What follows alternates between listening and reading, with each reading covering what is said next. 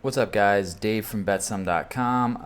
Going to go over my Week 13 NFL daily fantasy sports plays. Also going to go over a few of my lineups from this past week, Week 12, where I had some success. I basically entered 25 lineups into the $5 100K. About 18 of them were with Matt Stafford, which turned out to be to Tate. Matt Stafford Tate stack. Turned out to be pretty good. I ended up getting 3rd, 5th, and 7th, as well as a few other main cashes, and I cashed for just over $5,000. It was a $100 investment, or $125 investment. So that was my bigger tournament of the day, aside from a few shots at the $27. I'll just go over the lineups real quick for you, show you kind of where my head was at. Like I said, I had Stafford to Tate as one of my primary stacks once I found out that Marvin Jones was out. Initially, I had Stafford and Tate and Stafford and Jones stacks. But once Jones was out, I changed all of them to Tate, kind of worked my lineups around it. It ended up being extremely beneficial. So just that one little thing of Jones being scratched a few hours before the game, and then being able to switch those all to Tate, I really think that that's kind of what won it for me. I was a little lucky, but also just being aware of when that happens and then loading up on the guy who should benefit. That seemed to work out well, although these points were responsible from one long bomb that they had. That's going to happen, so that's fine. But also, Stafford got jammed up inside the 20 a bunch of times. I was watching the game. I was pretty pissed off how many times they got inside the 20 and didn't convert. So that actually could have been a little higher. I'm surprised he was so low drafted, being that he was against the Saints. But anyway, so that was where my main stack was. I also had a few Breeze stacks in some other $2 tournaments and a few Eli stacks. Those about broke even because my other players did pretty well. This was an interesting lineup. I had Jeremy Hill, Terrence West as my running backs, which did okay. Jeremy Hill didn't quite pay for himself, but he didn't sink your lineup. Terrence West, home back versus the Dolphins. Figured he was a good play. He's been quiet, should be low owned. That seemed to work out slightly.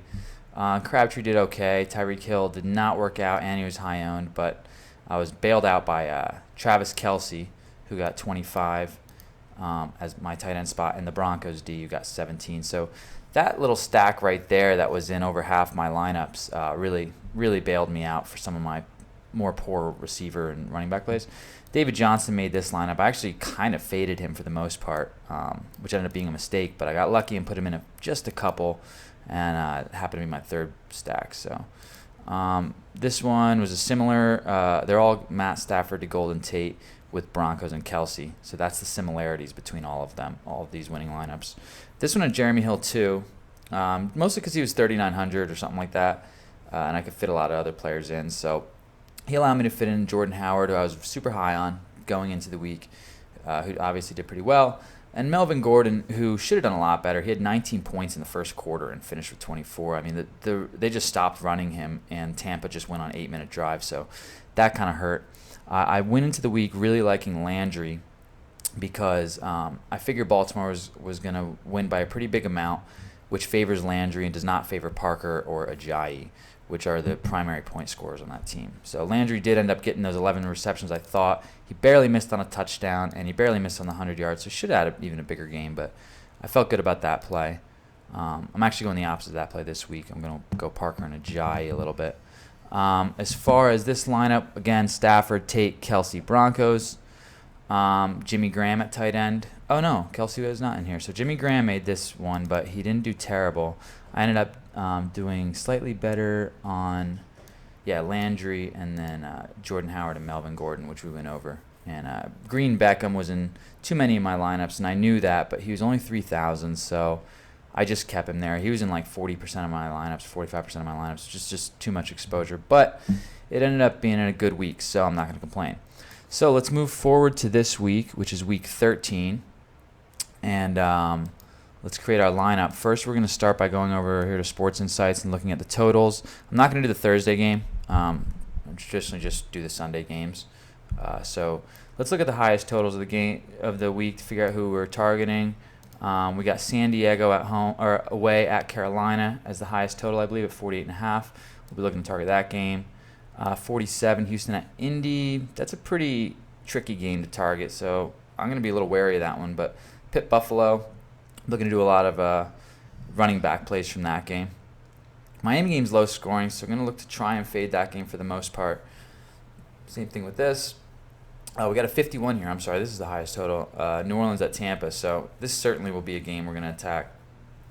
And, maybe a few others. It's 47.5, but it's pretty much we're going to try and attack the New Orleans, Tampa, and the San Diego, Carolina game with the most exposed of our players will be in those games. So I just go up here, let's just create a sample lineup and give you some players and who I'm initially thinking here. Again, just the Sunday games. At quarterback, I like Winston and Rivers in two of those games that we said. So Winston is at home against the Saints, never a bad play. Stafford panned out pretty well. It's going to be an expensive stack because you're going to have to put him with Evans. Maybe Brate at tight end, maybe even all three is not a bad idea because he does seem to like those targets a lot. And also you have Phillip Rivers that I like, who's playing at Carolina. Carolina has given up a lot of points to their opposing players lately, especially running backs over the whole season, especially last week. Rivers doesn't seem to get the points, unfortunately. He hasn't really all season, besides this 131-point game, done it, but it was when they were at Oakland. And I think this is going to be a similar game where it's going to be like a 34-31, and they're going to put it on Rivers' shoulders. Melvin Gordon might get a lot of points still, so he'll be in my stack. But for the sake of making this lineup a little cheaper and a little sneakier, I'm going to start with Rivers as opposed to Winston. I also do like Breeze and a few other quarterbacks, but Rivers and Winston will probably be my most exposed quarterbacks. Since Rivers is in this stack, I'm going to avoid Melvin Gordon.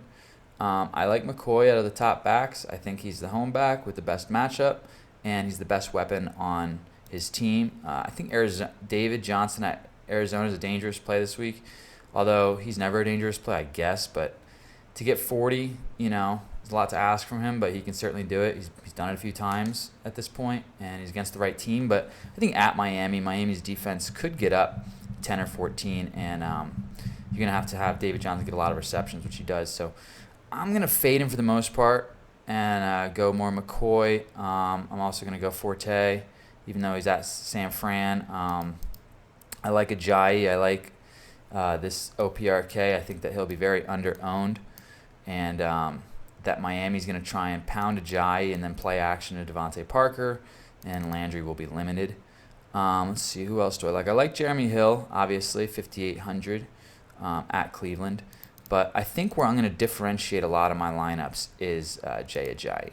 I don't like Riddick. I'm starting to really hate him, actually. And Stewart is not a bad play either. But for the sake of differentiating my lineups, I'm going to go with the stud running back with a tough matchup at home in a game that I think Miami could get up early, which shifts the dynamics.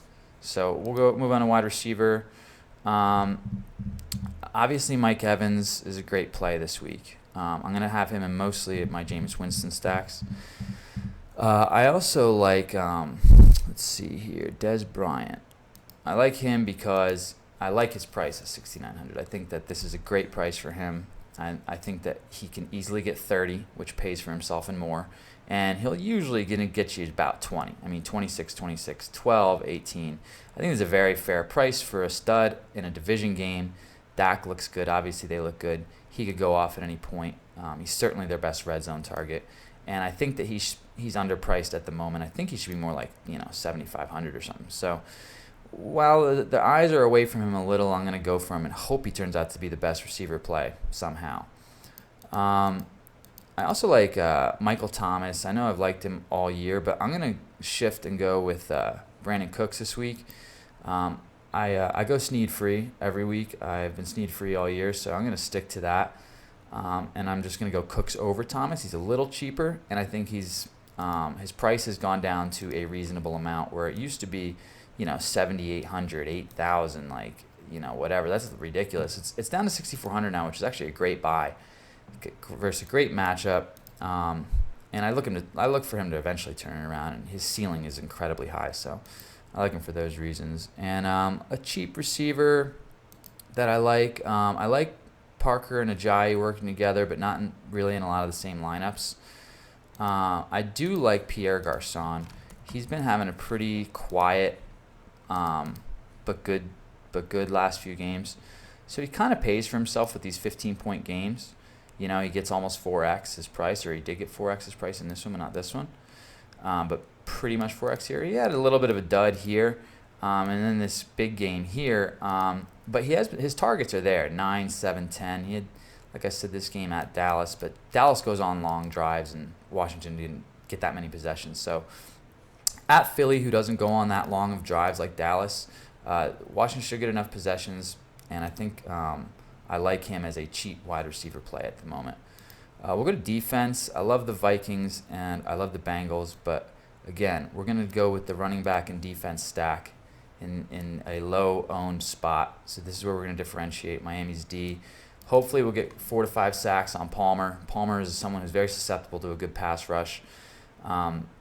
Miami has been playing very well at home, and their defense has been playing well aside from the last game against Baltimore. But you know, they should even out a little, and I look for them to they'll probably get quite a few points scored on them, but they have the potential for a lot of picks, a lot of sacks, strip sack, fumbles kind of thing. And I like stacking my defense with one of my running backs. So, and I don't want to do it with Buffalo against Pitt, although I do think Buffalo's going to win that game.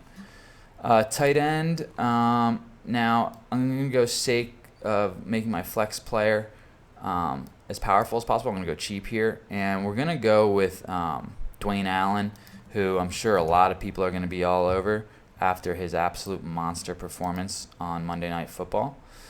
His price has not been yet adjusted for that. Although he's only had 4 targets, 4 receptions, I totally think it's possible that he has a dud. So I wouldn't be too exposed to him, but he's obviously a great cheap play whose price hasn't been adjusted yet. He will be somewhat popular, though. And to finish off this lineup at 6,600, I do love Tate, and Tate killed it for me last week. I don't mind Jordan Howard, but I think that they are too many times Chicago's going to get down to Detroit here and have to pass the ball, and he's not a huge threat out of the backfield receiving. So when they get up, he's great, and when they get down, he's not. You know, obvious theory there, but that's what I'm thinking. So for the sake of this lineup, we're going to finish up with Tate. I like Tate again because Marvin Jones is questionable. So if he goes or not, Tate should be the beneficiary. Obviously, coming off a huge game, he's obviously a great player. But more importantly, last week I think the Lions proved that they just don't want to run the ball. And maybe it's matchup dependent, but I mean Riddick and the other guy got like 4 carries each, and they were up the whole game. So they should have been trying to run the ball against Breeze, but right now it appears they're passing it a hell of a lot more. So anyway, those are my plays for this week, where my head's at. I wish you guys all the best of luck, and if you like these videos, please click subscribe, and I'll see you next week for Week 14 of the NFL.